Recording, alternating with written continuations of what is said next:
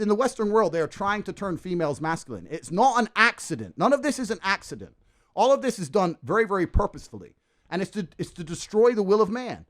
The reason I feel compelled to say the things I say and do the things I do, etc., is because I live in a country where there's no femme-centric government that's going to come and destroy me. And also in my relationships with females, there's no woman telling me, Andrew, just put the mask on. Andrew, just be quiet. Andrew, it's late. Don't lose your job. Andrew, the kids, blah, blah, blah. They're just sucking men down the pit. But Cobra, might I interject that if women were truly happy doing that for so long, maybe this whole women's lib thing, how did that come about? That's a psyop from the New World Order. They're deliberately trying to turn women against men. They have to divide the peasants. That's the only way the elites can retain control. They turn the blacks against the whites, the Democrats against the Republicans, the women against the men. It's all a psyop, and they do it purposefully. Listen, a revolution is nothing more than men standing in one place and saying this shit has to change. The reason there's no revolution, despite the absolute tyranny we experience here in the Western world, is because most men aren't allowed out the house because their wife will get mad at them. You have to be home at 10 o'clock.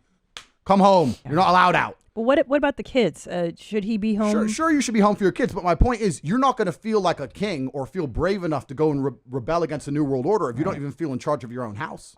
If you're not a king in your own house, then how are you a king anywhere else, right?